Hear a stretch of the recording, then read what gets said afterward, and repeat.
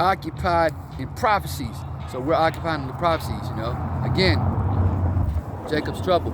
Jacob's trouble's coming. A famine has to come. Famine hearing the word has to come. Okay? A martial law has to be declared. Okay? There has to be insurrections all over the world. Earthquakes in diverse places. Pestilences. And we're seeing these things, man. Okay?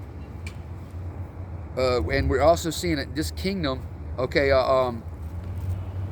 is being divided. Okay, all these things we're seeing, we are we're at the very, very, very last second of this place's existence, man. You know, and hey, if you're an Israelite, that should make you happy. It makes the elect happy. It makes us happy because this place was never meant to be a resting place for you Israelites, man. Okay, as the scripture says in the book of Micah, the 2nd chapter, this is not your rest. Okay, a real rest is coming in the kingdom, man. It says, verse 2, he will keep the sayings of the renowned men, and where subtle parables are, he will be there also. He will seek out the secrets of grave sentences and be conversant in dark parables. That's right, man. Again, because Yahawashi only reveals his secret to his servants, the prophets, all right, pursuant to Amos chapter 3 and verse 6, you know, we are conversant in those dark parables, man. And where those subtle parables are, we're there also. Okay, so yeah, but it's about prophecies, man. Prophecies. So I'm going to stick with it. Okay? I'm going to stick with it. This is all through the Spirit, man. And this ultimately, at the end of the day, you can prepare lessons. And that's a good thing, man, to have scriptures lined up, preparing lessons and everything like that. But sometimes the Spirit overrules you, man. Because again, I had prepared a little bit. But I hadn't even gotten to it yet, and I don't know if I will. And if I don't, that's all right too, man. And if nobody comes around and nobody wants to inquire, that's okay too, man. We'll prophesy to the wind out here. 2nd Esdras 15 and verse 1, behold, speak down the ears of my people the words of prophecy. Again, who are the Lord's people? You so-called blacks, Hispanics, Native American Indians, all right, and you Israelite foreigners, those of you who are mingled among the heathen, who may look like the heathen, all right? But your line goes back to the patriarchs, Abraham, Isaac, and Jacob on your father's side. Yeah, you're the 12 tribes of Israel. So this word of prophecy, all right, is for you. We're supposed to speak these words of prophecy into your ears, man. You're the Lord's people, man. It says, which I will put in thy mouth, saith the Lord. So, you know, kind of like in Isaiah, the 6th chapter, you know, where the Lord anointed Isaiah, you know, that coal was touched his tongue, which is just a metaphor, all right, for him getting this word put inside of him, right? And then what? He said, here am I, Lord, send me. Okay? And Isaiah obviously represents the 144,000, man. That's what happened. The Lord put this word in our mouths, all right? And said, go and speak the words of prophecy into the ears of my people. It says, and cause them to be written in paper, for they are faithful and true. Every word in this book is pure, man. All right? Pursuant to Psalms, the 12th chapter. Hold on. Every word of this book is pure, all right?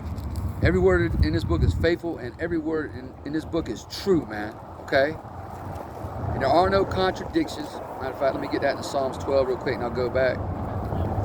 Bear with me.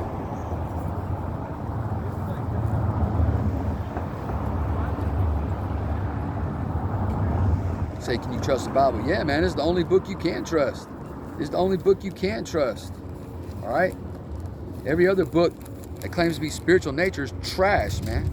All right, Psalm chapter 12 and verse 6, the words of the Lord Yahawah are pure words, as silver, Salakia, tried in a furnace of earth, purified 7 times.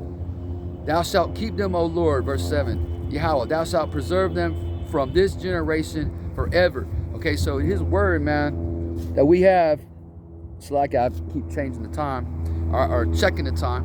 All right, so this word, bottom line, was preserved, man, for us to be reading in these last days.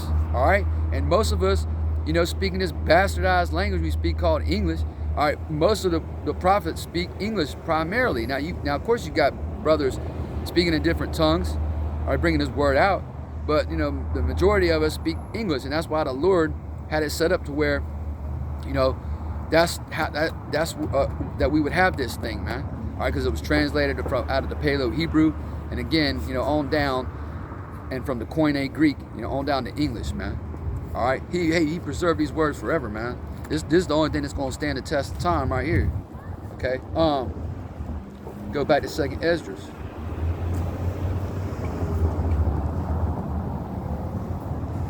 All right.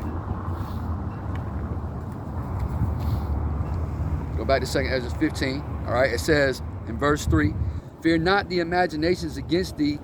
Let not the incredulity of them trouble thee that speak against thee." Right, because we don't give a fuck, excuse my language, okay, excuse my French, excuse my Swahili. We don't give a damn about your unbelief.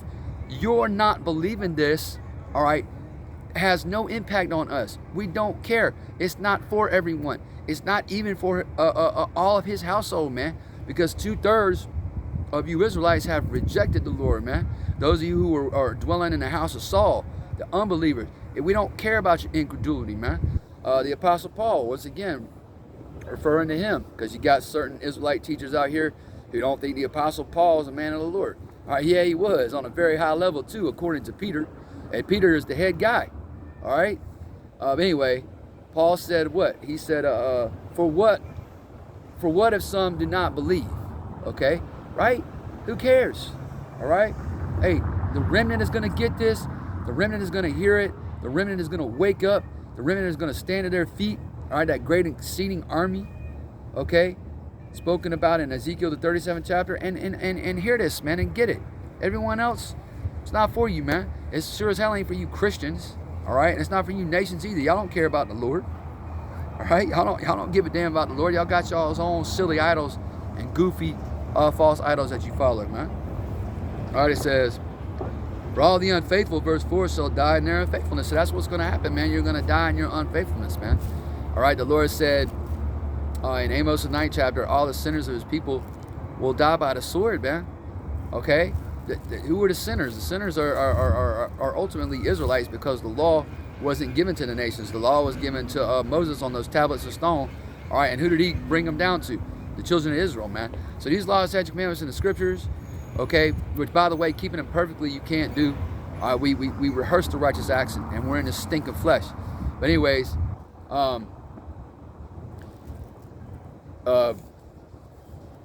Salakia, I lost my train of thought. It'll come back to me. But yeah, talking about all the sinners of the Lord's people, are gonna die, man. All right, and that's another prophecy, Zechariah the 13th chapter. All right, Salakia, I lost my train of thought. But anyway, verse 4 again, it says, "For all the unfaithful shall die in their unfaithfulness." That's right, man, because you haven't been faithful, all right, to return to the shepherd and bishop of your souls, man. All right, you got to come through Yahawah, for you Old Testament only Israelites, through Yahawashi. Okay, he made that final sacrifice for sin. You can't get to the Heavenly Father apart from going through the mediator. That's how it works. That's the order with Yahawashi. That's how he set it up, man. Okay, he's a power of order. Okay, he's a power of order. You can't go to, just like I've used this analogy a million times. You got a CEO, you got chief executives in a corporation, right? If you work in the mail office, okay, if you deliver mail, you can't walk into the CEO's office and just sit down and have a meeting with him. No, you have certain protocols you got to follow, and certain people you have to go to first to get to him. It's no different, man. You can't go to the head guy. You got to go through his only begotten son, man. All right. But you got a lot of our people out here that just really hate Yahawashi, man, and they trying them underfoot, and the Lord's gonna come back and smoke y'all for that, man. All right. It says sticking in 2nd Esdras 15 and verse 5, "Behold, saith the Lord, I will bring plagues upon the world, the sword, famine, death, and destruction." Okay, so those are the 4 things that are coming to this world, man. The sword, famine, death, and the sword, famine, death, Salakia, and destruction. They still building shit out here, man. But hey, the Lord said, they will build, but I will throw it down, right? I will throw down. They're gonna try to establish their new world order, their NWO, that Novos Ordo Seclorum, but it ain't gonna work. The Lord's gonna throw it all down, man. It says, "For wickedness," verse 6, "hath exceedingly polluted the whole earth, and their hurtful works are fulfilled.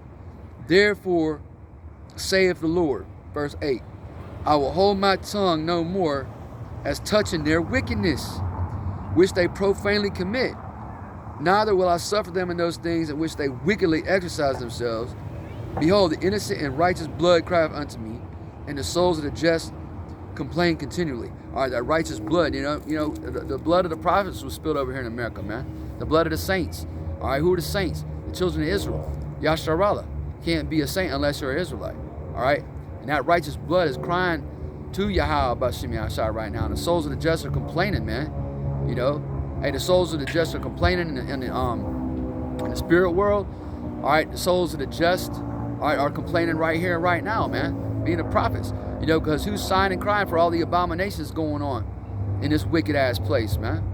All right, who's sighing and crying? Who's the only one sighing and crying for all the abominations done here? The men of the Lord, the prophets. All right, we're the only ones sighing and crying, and we're hoping to have that mark of exemption on that day, man. To be exempt from judgment, man. That spiritual mark. Okay? Yeah, man, this place is completely foul. And we talk about it all the time. We can spend hours on end going into how wicked this place was. Bottom line, man, every wicked agenda, every wicked philosophy, every wicked ideology is pushed, by America. All right, and America's pushing on to the nations, man. It's given that wine to the nations, and now the nations are drunk of it. And now the scripture says in Jeremiah, I believe 51, that the nations are mad, man. Meaning they're angry, straight up angry, but they literally are mad. They're going insane, man, because America has turned this whole earth upside down, man. The turning of things upside down. This place is wicked as hell, man. All right.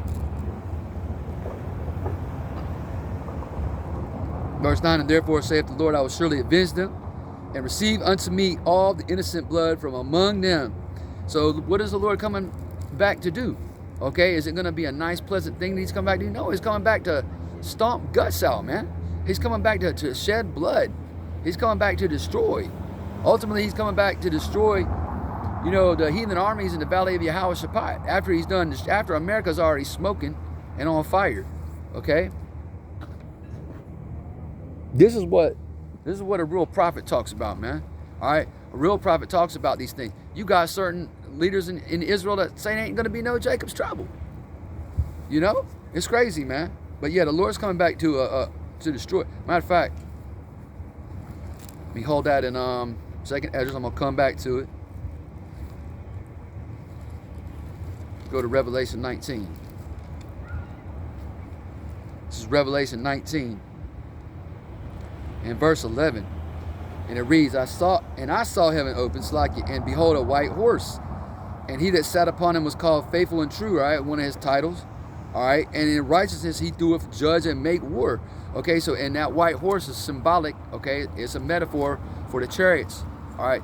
What you people are out here calling UFOs, what you sheep are calling UFOs, which y'all are going to be faked out, man, because they're setting it up to where they fake an alien invasion, talking about these wicked elites of Esau. All right, the Mount of Esau, these dukes of Edom, they're gonna have a lot of you people fooled, man. All right, because those ain't UFOs, and little green men aren't in them.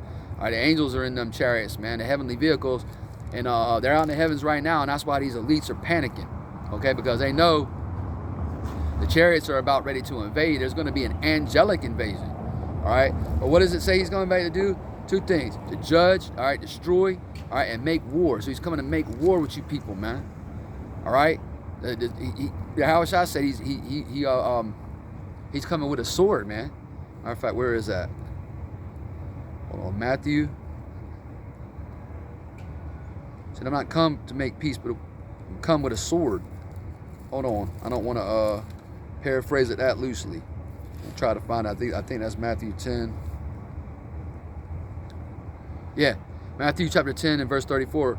Red lettering, all right? That's the spirit. Matthew chapter 10 and verse 34. Think not that I'm come to send peace on earth. I came not to send peace, but a sword. All right, so yeah, man. Hey, Yahawashi is coming back to what? To judge and make war. And ultimately, all right, that war is going to be finalized in the valley of Yahawashi, the valley of the Lord's judgment. All right, we're over there where, in the so-called Middle East, man. And they're already over there in Syria, and the nations are already streaming into that part of the earth. Okay, why? Because the Lord is the one doing this thing, man. The Lord is controlling these kings. All right, the scriptures talks about how the Lord, Yahawah, controls the heart or mind of these kings. So he's getting them ready for war. All right, they're preparing for war, man. Back to 2 Ezra 15. It says, in verse 10, it says, behold, my people is led as a flock to the slaughter. I will not suffer them now to dwell in the land of Egypt.